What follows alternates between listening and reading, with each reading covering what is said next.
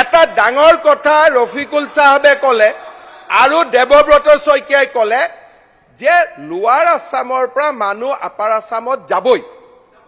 হাৰি কিয় যাব কওকচোন? নহয় কিয় যাব? কিয় যাব? নহয় কিয় যাব? কিয় যাব আপোনালোকে কওক? তাৰমানে আপোনালোকে গোটেই অসমখন ল'বই ল'বই।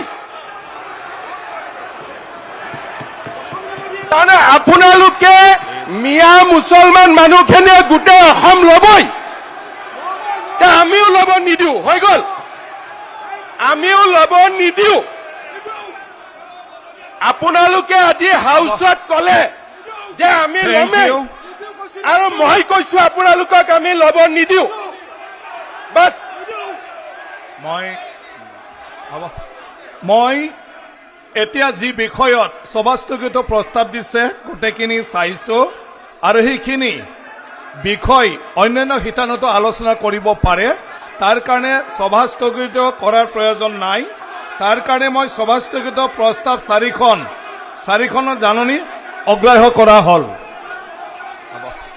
এতিয়া অধ্যক্ষ মহোদয়, অসম বিধানসভাত প্ৰথমবাৰৰ বাবে এখেতসকলে কলে যে মিয়া মুছলমানে অসমখন ল'বই। আপনি ভুল কথা, ৰং মেছেজ। হ'ব, এতিয়া নেক্সট আইটেম। আপুনি সদায় টুইষ্ট কৰে। Next item. নেক্সট আইটেম কওক। অধ্যক্ষ মহোদয়, এই কথাটো বিকৃত কৰা হৈছে। অসমৰ এখন জিলাৰ মানুহ আৰু এখন জিলাত যাব নোৱাৰে। এতিয়া কাৰ্যসূচী নং 6 মুখ্যমন্ত্ৰী মাননীয় সদস্য শ্ৰী অখিল গগৈ ডাঙৰীয়াই মহোদয়ে দ্য আছাম কোৱালিটি এডুকেশ্যন বিল 2024 বিবেচনাৰ বাবে উত্থাপন কৰিব। শ্ৰী অখিল গগৈ ডাঙৰীয়া, এখন জিলাৰ মানুহ আৰু এখন জিলাত মিয়ালেণ্ড বনাব দিয়া নহব। শ্ৰী অখিল গগৈ ডাঙৰীয়া, মিয়ালেণ্ড বনাব দিয়া নহব। মুখ্যমন্ত্ৰী শ্ৰী মহোদয় অখিল গগৈ ডাঙৰীয়া, যে এতিয়া অসমৰ এখন জিলাৰ অখিল মানুহ আৰু গগৈ এখন ডাঙৰীয়া, জিলাত যাব নোৱাৰিব, বিচৰণৰ অধিকাৰ নাই। মই শ্ৰী এই কথাটো মুখ্যমন্ত্ৰী মহোদয় আপুনি মুখ্যমন্ত্ৰী মহোদয়ে মই এতিয়া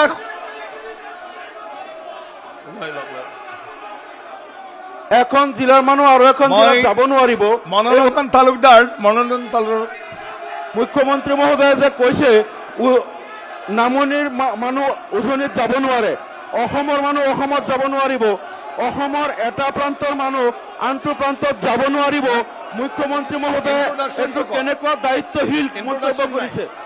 অসমৰ এখন জিলাৰ মানুহ আৰু এখন জিলাত যাব নোৱাৰিব, নামনিৰ মানুহ উজনিত যাব নোৱাৰিব।